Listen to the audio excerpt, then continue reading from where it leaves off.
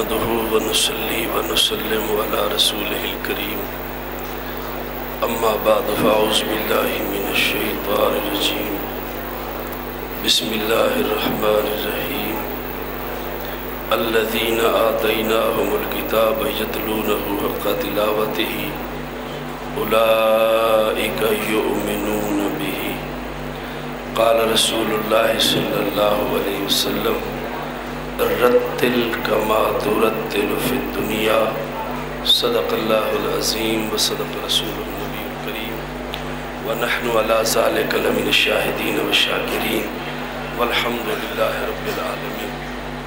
سامعین، نماز تراویح میں حافظ عبدالباسط صاحب نے قرآن عزیز ختم کیا. آپ سب نے سنا. سب حضرات کو مبارک ہو. قرآن پاک کے بارے میں یہ جو ہی آخری اشرا آیا تو 20 سے لے کر آج تک مصروفیت ہی مصروفیت، اور کبھی رات میں 2 بیانات، اور جہاں جاتا ہوں وہ پچھلی کیسٹ پہنچ جاتی اور کہتے ہیں کہ وہ جو پیچھے آپ نے تقریر کی ہے وہ نہیں ہونی چاہیے اور ہونی چاہیے، اور ہو بھی ختم قرآن کے موضوع پر. اس واسطے گزشتہ رات مسجد نصرت الاسلام میں جناب ملک محمد ارشد صاحب کی مسجد میں نے قرآن پاک کے کچھ حقوق کا سامنے بیان کیے تھے، اور اب مختصر سے وقت میں، زیادہ نہیں، قرآن پاک کی تلاوت کے کچھ آداب آپ کے سامنے ذکر کرتے ہیں. حقوق نہیں، آداب. قرآن پاک کے آداب میں سے پہلا ادب یہ ہے کہ اس کو بغیر وضو کے ہاتھ نہ لگایا جائے. لا یمسہ الا المطہرون. اللہ پاک نے فرمایا پاک لوگ میری کلام کو ہاتھ لگائیں، جو ناپاک ہوں وہ ہاتھ. تو بے وضو قرآن پاک کو چھونا جائز نہیں. علماء نے لکھا ہے کہ اس کے اوپر والا جو غلاف ہے اس کو بھی بغیر وضو کے ہاتھ نہ لگایا جائے. نہ قرآن پاک کو بغیر وضو کے چھونا جائز ہے، نہ قرآن پاک کو بغیر وضو کے لکھنا جائز. بسم اللہ الرحمن الرحیم یہ قرآن پاک کی آیت ہے. کوئی شخص بسم اللہ الرحمن الرحیم بھی بغیر وضو کے نہیں لکھ سکتا. امام طحاوی رحمۃ اللہ علیہ نے حنفیوں میں سے یہ مسئلہ حل کیا کہ جو عورت معلمہ ہے، پڑھاتی ہے، اور اس کے ایام آ جاتے ہیں تو اب اتنے دن وہ چھٹی کرے تو کیا ہوگا. بغیر وضو کے قرآن پاک کو ہاتھ لگانا جائز نہیں، لیکن اگر بندہ حالات جنابت کے اندر ہو، مرد یا عورت، تو زبان سے پڑھنا بھی جائز نہیں.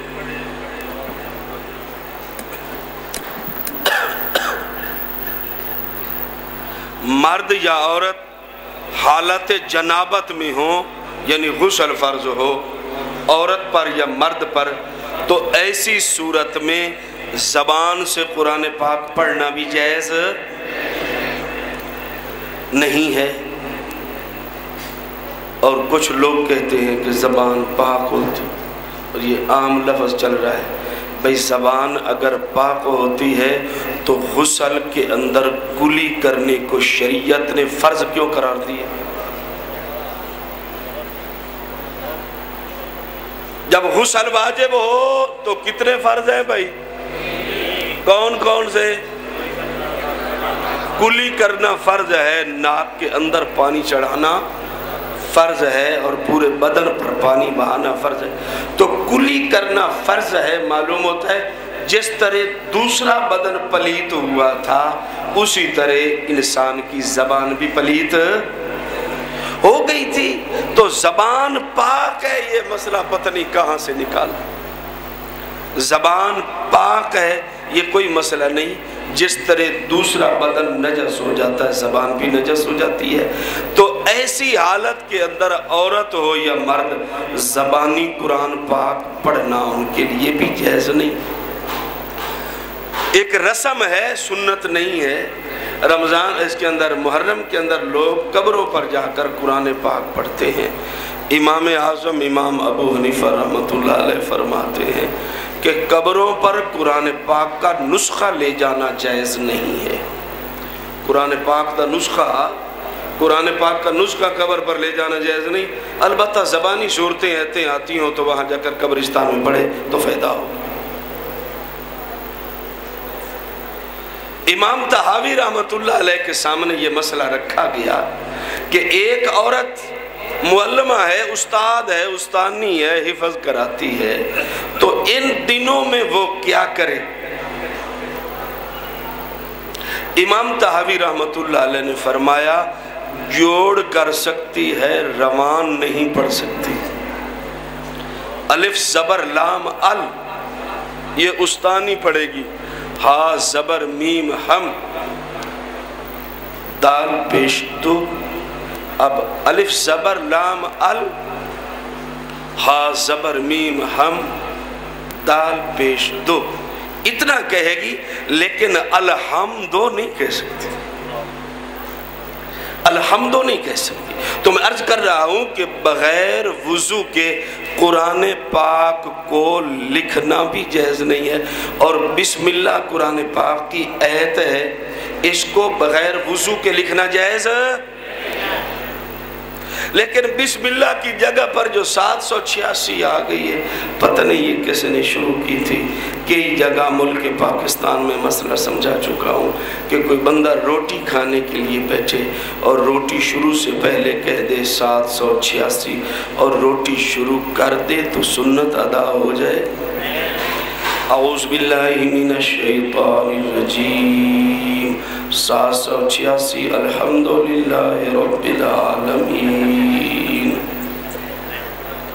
اعوذ باللہ بھی میں نے پڑھا اور الحمدللہ بھی پڑھا، اور درمیان میں اڑا دیا 786۔ اب 786 درمیان میں جو اڑا دی تو نماز ہو جائے گی بھائی؟ 786 کا کوئی ثواب نہیں، 786 کا کوئی سب۔ خط لکھتے ہیں بسم اللہ الرحمن الرحیم، سلیمان علیہ السلام کا خط۔ میری بات سے بھائی سٹیج والے کدھر غیر مہندہ سے میں بولنا کس ویلے تک؟ سلیمان علیہ السلام کا خط جو بلقیس کو لکھا تھا وہ قرآن پاک میں موجود۔ ہم خط کے آخر میں اپنا نام لکھتے ہیں، نبی خط کے ابتدا میں نام لکھتے ہیں، انہو من سلیمان انہو بسم اللہ الرحمن الرحیم۔ ہم آخر میں نام، نبی پہلے، اور نبی بسم اللہ لکھتے ہیں، ہم 786 خط جب لکھو جس کو بھی لکھو، ہم تو مسلمانوں کو خط لکھتے ہیں، نبی پاک علیہ السلام کے خط کفار کو لکھے، ان خطوں کے ابتدا میں بسم اللہ الرحمن الرحیم پوری لکھی۔ اللہ کے نبی کے مکاتیب دیکھ لے، ابتدا میں بسم اللہ الرحمن الرحیم لکھی۔ مسئلہ سمجھا رہا تھا، پہلا ادب یہ ہے بغیر وضو کے قرآن پاک کو ہاتھ، اور بغیر جنابت والا بندہ ہو جب تک غسل نہ کرے زبان سے تلاوت بھی کرنی جائز نہیں، اور قرآن پاک کو بغیر وضو کے لکھنا بھی جائز۔ یہ پہلا ادب تھا۔ اور دوسرا ادب بتانے سے پہلے میں ایک مثال دیتا ہوں آپ کو۔ آپ کے گھر کے اندر باتھ روم ہے، اور باتھ روم میں آپ جب بیٹھتے ہیں تو آپ کا چہرہ ہوتا ہے ابو کے کمرے کی طرف جس میں ابا جی رہتے اور امی رہتے ہیں، تو آپ لیٹرین میں بیٹھ کر کبھی آپ نے سوچا ہے کہ میں جو یوں جہاں بیٹھا ہوں تو میرا منہ ہو رہا ہے والد صاحب کے کمرے کی طرف، تو یار لیٹرین کا رخ بدلنا چاہیے؟ کبھی نہیں سوچا، کبھی نہیں سوچا، کیونکہ لیٹرین کی جو دیوار ہے نا، اس کی طہارت خانے کی، بیت الخلا باتھ روم کی دیوار، اس دیوار نے سارے مسائل مرتفع کر دی۔ اگر ننگا ہوتا باہر بیٹھا ہوتا تو نجائز تھا، لیکن اندر چار دیواری کے اندر بیٹھا ہوا ہے تو آگے والد صاحب ہو، والدہ ہو، جو بھی ہو، دیوار کی آڑ ہے، خیر ہے۔ مسئلہ سمجھنے کی کوشش کریں، توجہ توجہ توجہ۔ خیر ہے۔ لیکن نبی پاک علیہ الصلوۃ والسلام نے فرمایا اذا آتیتم الغائط فلا تستقبلوا القبلۃ ولا تستدبروها، لوگوں جب پیشاب کرنے کے لیے بیٹھو تو نہ کعبے کو چہرہ کرو نہ پشت کرو، نہ کعبے کی طرف چہرہ کرو نہ کعبے کی طرف پشت کرو۔ اب لیٹرین کی دیوار ایک، یہاں لیٹرین ہے اور آگے یہ پورا جیا موسیٰ اور پھر آخر تک جتنے مکان ہیں، اور پھر کعبے کے درمیان اور ہمارے درمیان کئی درخت بھی ہوں گے، کئی پہاڑ بھی ہوں گے، کئی مکان بھی ہوں گے، کئی دیواریں بھی ہوں گی۔ ایک دیوار درمیان میں آ گئی تو باپ کی طرف چہرہ کرنا حلال تھا، ہزاروں دیواریں اور ہزاروں پہاڑ درمیان میں آ گئے، کعبے کی طرف پھر بھی چہرہ کرنا حرام ہے۔ غسل خانے میں بیٹھ کر کعبے کی طرف منہ نہیں کر سکتے، آگے دیوار ہے، فرمایا پھر بھی نہیں کر سکتے، اس سے آگے دیوار ہے، اس سے آگے مکان ہے، اس سے آگے شہر آباد ہے، اس سے آگے پہاڑ ہے، اس سے آگے جنگل ہے، اس سے آگے درخت ہے، اتنی لمبی مسافت ہے۔ لاہور سے جدہ ایئرپورٹ تک جہاز پر 4-4.5 گھنٹے، اور پھر اگلا سفر اگر پیدل جائیں تو کتنا سفر، راستے میں یہ کتنی رکاوٹیں ہیں۔ اللہ فرماتے ہیں پھر بھی میرے کعبے کی طرف تو منہ نہیں کر سکتے، پشت بھی نہیں کر سکتے، کعبے کی طرف منہ بھی نہیں کر سکتے، کعبے کی طرف پشت بھی۔ معلوم ہوتا ہے اتنی دیواروں اور رکاوٹوں کے باوجود جو کعبے کی طرف چہرہ کر کے پیشاب کرے گا، پیشاب تو کجا رہا، کعبے کی طرف دیکھ کر تھوک بھی نہیں سکتے۔ تھوک پاک ہے پلیت بھائی،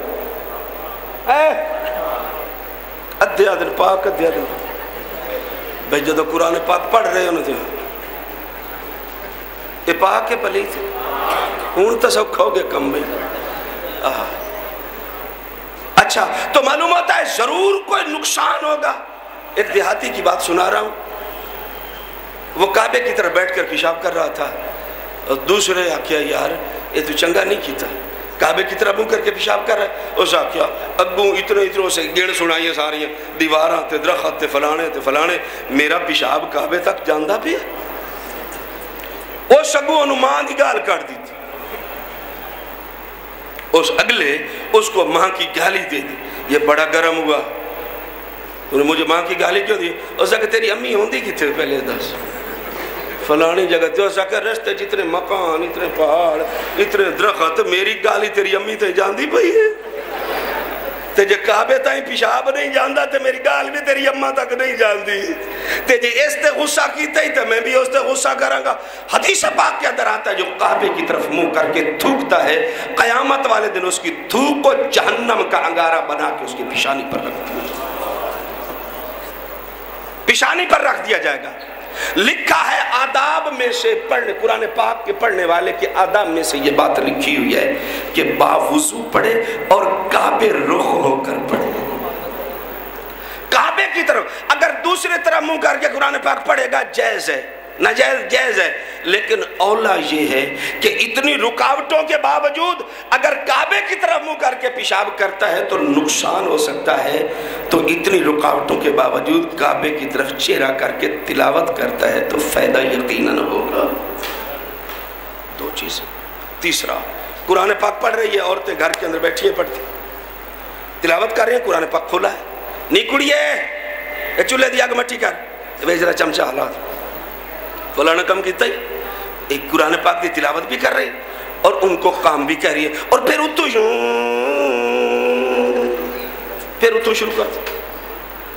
آداب میں لکھا ہوا ہے، آداب میں، کہ قرآن پاک کی تلاوت کرتے ہوئے اگر کسی سے بات کرنی ہے تو قرآن کو بند کرو، قرآن پاک کو بند کرو، اس سے بات کرو، پھر شروع کرو تو اعوذ باللہ من الشیطان الرجیم سے شروع۔ بات سمجھ آئی؟ مولانا ابرار الحق صاحب انڈیا کے تھے، وہ ان چھوٹی چھوٹی باتوں پر بڑا زور دیتے، فرمانے لگے کہ ریل نہیں ہوتی، ریل ایسی پنجابی ریل آخ دیں جیسے تو قرآن پاک رکھا جان، دوستان جستان، اردو میں جستان کے، تو اس کی نیچے سے ٹانگ ٹوٹ جائے نا، تو مولانا ابرار الحق صاحب فرمانے لگے کہ ہم پنجابی لوگ کیا کرتے ہیں، اس کو الٹا کرتے ہیں، الٹا کر کے پھر اوپر قرآن پاک رکھ لیتے. اور گھر کی چارپائی جس پر تو سوتا ہے کبھی اس کی ٹانگ اور پایا ٹوٹ جائے تو الٹا کر کے کبھی خود سویا ہے؟ قرآن پاک کے جوزدان کو تو نے الٹا کر دیا. کیوں کیا؟ تو قرآن پاک کے آداب میں سے طہارت کے ساتھ پڑھا جائے اور قبلہ رخ پڑھا جائے، باوضو پڑھا جائے، آداب کے ساتھ پڑھا جائے، اور جنت اور جہنم کی آیات پر، اپنے اوپر جہنم کی آیات پر رقت طاری کی جائے. اِلَّمْ تَبْكُوا فَاتَّبَاكُوا، اِلَّمْ تَبْكُوا فَاتَّبَاكُوا، اگر رونا نہیں آتا تو رونے والا منہ بنا لو. یہ بات مجھے سمجھ آ گئی، اس وقت سمجھ آئی جب باپ اور امی کو پتا ہے یہ بچہ جو اتنے پیسے دے دے، وہ رو نہیں رہا، وہ رو نہیں رہا، نہ اس کا کوئی آنسو ہے، نہ کوئی گال، نہ کوئی بات، کوئی نہ ہنجو نہ اتھرو، کوئی چیز نہیں کر رہا، اور وہ پیسے جب لے تھا. تو یہ جو پہلے تھا وہ کیا تھا؟ یہ صرف بناوٹ تھی، چہرے کی بناوٹ تھی. تو یہ اِلَّمْ تَبْكُوا فَاتَّبَاكُوا پر مجھے بچے کی وہ حرکت یاد ہے. میں نے کہا امی کو پتا ہے اور ابو کو پتا ہے اس کو رونا نہیں آ رہا، یہ ویسے کوڑی موچی روندہ پیا ہے، ویسے رو رہا ہے پیسے لینے کے لیے، اور جب پیسے لے لیتا ہے 2 چھلانگے لگاتا ہے باہر نکل جاتا ہے. تو جب اس کے جھوٹے رونے پر ماں اور باپ کو رحم آ جاتا ہے، اللہ فرماتے ہیں تو بھی جھوٹا رو، مجھے بھی رحم آ جائے. اِلَّمْ تَبْكُوا فَاتَّبَاكُوا، اگر رونا نہیں آتا تو رونے والا منہ بنا لے. اسی پر اللہ اپنی رحمت کا فیصلہ فرماتا. یہ تو پڑھنے والے کے لیے آداب میں عرض کر رہا تھا. وقت تھوڑا ہے. عید کدوں نہیں بن دی پئی؟ جمعہ دی تے جے قیامت آ گئی. پھر میرے خیال ہے 5ویں یا 6ویں عید میں پڑھا رہے ہیں خود. جمعے والے دن عید، ابھی تک قیامت نہیں آئی. علامات قیامت میں جمعے کی تقریر میں بیان کروں کہ جمعے اس کے قیامت کی علامات کیا. اب سننے والے آداب، سننے کے آداب میں سے کیا ہے؟ مسئلہ سمجھو. امام قرات کر رہا ہے، امام نماز مصلی پر ہے اور پیچھے مقتدی ہے. مقتدی پر فرض ہے، واجب ہے کہ امام کی قرات کو سنیں. پڑھ نہیں سکتا، دلائل بے شمار ہے، میں دلائل میں نہیں جاتا. مقتدی پر واجب. اور ایک مسئلہ کل میں نے میاں عبدالخالق صاحب کے سامنے شروع کیا اور پھر رش کی وجہ سے میں نے چھوڑ دی. ایک مدرسے سے مجھے فون آیا کہ اتنے عالم علماء بیٹھے ہیں، وہ کہتے ہیں کہ ویسے اگر تلاوت لگی ہوئی ہو، ٹیپ ریکارڈ پر ہو، یا ویسے کوئی قاری صاحب یہ سے اب تلاوت کریں گے یا پہلے کر رہے تھے، تو اس کا سننا واجب ہے، فرض ہے، کیا ہے؟ ایک جگہ جلسہ تھا دستار بندی کا، اور طالب علم دوڑ کاپیاں لے کر میرے پاس آ گئے کہ ادھر دستار تلاوت ہو رہی تھی اور کاپی کہ مولوی صاحب کچھ لکھو. میں کسی کو حدیث لکھ دیتا، کسی کو کوئی نصیحت کر. تو ایک قاری صاحب بیٹھے سر، میرے تو بڑے گرم ہو گئے. کمال ہے، 2-3 کمال ہے. اور میں کہا کی ہویا کی ہے تلاوت دا سنا فرض ہے اور تسی دستخط کری جاندے ہو. میں نے کہا نہیں فرض. جب میں نے کہا نہیں فرض، اور گرم ہو گیا. کمال ہے. میں کہا کمال. تو اسی طرح کا مجھے فون آیا کہ یہاں بیٹھے ہوئے ہیں، یہ جو عام تلاوت ہوتی ہے قرآن اس کے نماز سے باہر اور ایک آدمی چل پھر رہا ہے، اس پر تلاوت سننی فرض ہے یا نہیں ہے؟ میں نے کہا کتاب القراءت امام بیکی رحمہ اللہ کی، اس کا صفحہ نمبر 7. حضرت ابن عباس فرماتے ہیں کہ نماز کے اندر مقتدی پابند ہے امام کی تلاوت کو سنے، اور اگر نماز سے باہر ہے تو با اختیار ہے. سنے تو ثواب ہوگا، نہ سنے تو گناہ نہیں ہوگا. اتنی بات کی. مسئلہ سمجھ آ گیا سب کو بھائی؟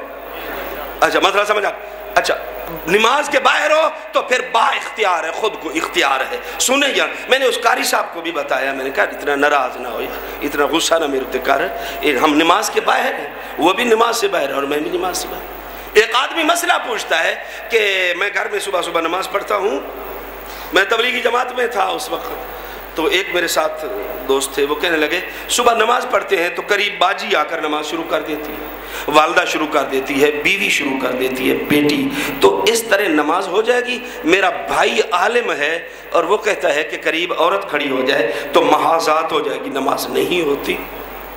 میں نے کہا آپ کے بھائی کو مسئلہ مستحضر نہیں ہے، بے شک وہ عالم ہے، اس کو مسئلہ یاد نہیں۔ کہنے لگا مسئلہ کیا ہے؟ میں نے کہا مسئلہ یہ ہے کہ ایک امام کے دونوں مقتدی ہوں، یاد رکھنا ذرا، ایک امام کے دونوں مقتدی ہوں، عورت اور مرد، اور عورت جب مرد کے قریب آ کر کھڑی ہوگی تو مرد کی نماز ٹوٹ جائے، مرد کی نماز۔ لیکن اپنی اپنی ہر کوئی پڑھ رہا ہے تو پھر عورتیں 6 کھڑو جائیں پھر بھی نہیں ٹوٹتی، جتنی عورتیں کھڑی ہو جائیں اگر اپنی اپنی نماز ادا کر رہی ہیں تو پھر نماز نہیں ٹوٹتی۔ اگر ایک امام کے دونوں مقتدی ہیں، عورت اور مرد، اور برابر کھڑے ہو گئے تو نماز نہیں، مرد کی نماز کم از کم ٹوٹ جائے گی، مرد کی نماز ٹوٹ جائے گی۔ تو دوسرے آداب میں سے یہ بتا رہا تھا کہ قرآن پاک کو سننا، نبی کریم علیہ السلام کے پاس جبریل امین آئے اور آ کر قرآن پاک کی تلاوت کر رہے ہیں، قرآن پاک کی تلاوت کر رہے ہیں۔ نبی پاک صلی اللہ علیہ وسلم نے جلدی جلدی ہونٹ ہلانے شروع کر دیے، آہستہ آہستہ آپ بھی ساتھ تلاوت کرنے لگے کہ کہیں میرے ذہن سے نہ اتر جائے، میرے دل سے یہ بات نہ اتر جائے، سمجھو۔ حضور نے جلدی جلدی پڑھنا شروع کر دیا، اور حضرت ابو ہریرہ، حضرت ابن عباس فرماتے ہیں کہ میں آپ کو اسی طرح ہونٹ ہلا کر دکھاتا ہوں جس طرح نبی پاک علیہ السلام نے ہلائے تھے۔ تو ایک حدیث ہے، نبی علیہ السلام جب وہ اپنا کلام فرما رہے ہیں تو داڑھی پہ ہاتھ رکھا ہوا ہے، پہلے صحابہ کو کھجوریں کھلائیں، زمزم پلایا، داڑھی پہ ہاتھ رکھ کے حدیث کو بیان کیا۔ تو حضور کا آگے صحابی جب وہ حدیث کو بیان اپنے شاگردوں کے سامنے کرتا ہے، پہلے کھجوریں کھلاتا ہے، پھر زمزم پلاتا ہے، پھر داڑھی پہ ہاتھ رکھ کے حدیث کو بیان کرتا ہے، پھر اگلا شاگرد ہے وہ بھی جب یہ حدیث بیان کرتا ہے، کھجوریں کھلاتا ہے، زمزم پلاتا ہے، داڑھی پہ ہاتھ رکھ کے حدیث بیان کرتا ہے۔ تو جو اس طرح کی حدیث ہو، علماء کی زبان میں ایسی حدیث کو مسلسل کہا جاتا ہے۔ کیا کہا جاتا ہے؟ کیا کہا جاتا ہے؟ حدیث ہے مسلسل۔ حضرت ابن عباس فرماتے ہیں میں اسی طرح اپنی ہونٹوں کو ہلاؤں جس طرح حضور ہلاتے تھے، تو اپنے ہونٹوں کو ہلا کر دکھایا کہ اس طرح حضور ہونٹ ہلا رہے تھے، اور اللہ نے وحی نازل کی، لا تحرک بہ لسانک لتعجل بہ، میرے نبی آپ کو زبان اور ہونٹ ہلانے کی اجازت نہیں۔ ایک طرف جبریل پڑھ رہے ہیں اور آپ سن رہے ہیں یاد کرنے کے لیے، تو آپ کو ہونٹ ہلانے کی اجازت نہیں۔ تو اگلی بات کہہ دوں، جب امام الانبیاء کو ساتھ پڑھنے کی اجازت نہیں تو کائنات میں اور کون مائی کا لال ہے جو ساتھ کھڑا ہو کر پڑھے؟ اور کون پڑھے؟ حضور علیہ السلام کو اجازت نہیں، اور کون؟ موسیٰ علیہ السلام کی طرف وحی آ رہی ہے، اللہ پاک نے فرمایا فَاسْتَمِعْ لِمَا يُوحَىٰ، یہ جو وحی آ رہی ہے غور سے سنو، چپ کر کے سنو۔ پیغمبر کے لیے حکم آیا کہ یہ چپ کر کے سنو۔ حضور علیہ السلام کے ساتھ جنات آ کے نماز پڑھ رہے ہیں اور چپ کر کے کھڑے ہیں۔ مکے کے اندر مسجد جن ہے، وہاں کا واقعہ ہے، اور یوں گول بنی ہوئی ہے مسجد جن، اس کے اندر ساری صورت جن لکھی ہوئی۔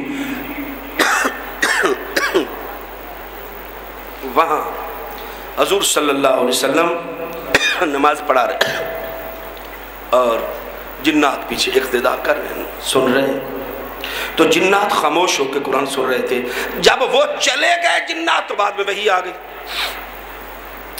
گئی۔ حضور علیہ السلام کو پتہ نہیں تھا کہ جنات سن رہے ہیں۔ قرآن نے کہا وَإِذْ صَرَفْنَا إِلَيْكَ نَفَرًا مِّنَ الْجِنِّ يَسْتَمِعُونَ الْقُرْآنَ، میرے نبی ہم نے آپ کی طرف جنوں کی ایک جماعت بھیجی تھی۔ وَإِذْ صَرَفْنَا إِلَيْكَ نَفَرًا مِّنَ الْجِنِّ يَسْتَمِعُونَ الْقُرْآنَ، وہ چپ کر کے سن رہے تھے۔ لفظ غور کر، وہ چپ کر کے سن، یستمعون القرآن، وہ چپ کر کے سن رہے تھے۔ جو چپ کر کے سنے اس کو ملتا کیا ہے؟ جب گھر گئے تو گھر جا کے اپنی قوم کو کہتے ہیں انا سمعنا قرآنا عجبا یہدی الی الرشد فآمنا بہ ولن نشرک بربنا احدا۔ آج ہم عجیب و غریب قرآن سن کے آئے ہیں جو کھینچ کر ہدایت کی طرف لے آتا ہے۔ پہلے ہم غیر اللہ کو پوجتے تھے، اس قرآن کا اثر یہ ہے کہ آج کے بعد ہماری پیشانی صرف رب کے سامنے جھکے گی اور کسی کے سامنے نہیں جھکے گی۔ وَلَن نُشْرِكَ بِأَحَدٍ وَلَن نُشْرِكَ بِرَبِّنَا أَحَدًا، رب کے ساتھ کسی اور کو شریک نہیں کریں گے۔ تو جو چپ کر کے سنتا ہے اسے ہدایت ملتی ہے، جو چپ کر کے سنتا ہے اسے کیا ملتی ہے؟ جو چپ کر کے سنتا ہے اسے ہدایت ملتی ہے۔ سورۃ اعراف وَإِذَا قُرِئَ الْقُرْآنُ فَاسْتَمِعُوا لَهُ وَأَنصِتُوا لَعَلَّكُمْ تُرْحَمُونَ۔ جب پڑھا جائے تو دو کام کرو، یا سنو یا چپ رہو۔ امام دو قراتیں کرتا ہے، ظہر عصر کے اندر آہستہ قرات کرتا ہے، قرآن کہتا ہے انصتوا چپ کھلوتے رہو، اور مغرب عشاء اور صبح کی نماز میں اونچی آواز سے تلاوت کرتا ہے۔ فرمایا فاستمعوا سنو، یہی بات امام ابن حمام رحمۃ اللہ علیہ نے لکھی۔ فرمایا نمازیں دو ہیں، ایک سری اور ایک جہری۔ سری نماز میں چپ رہو، اور جہری نماز میں جہاں امام اونچی پڑھتا ہے تو چپ کر کے سنو، سننے والوں کو ہدایت ملتی ہے۔ اللہ تعالیٰ عمل کی توفیق عطا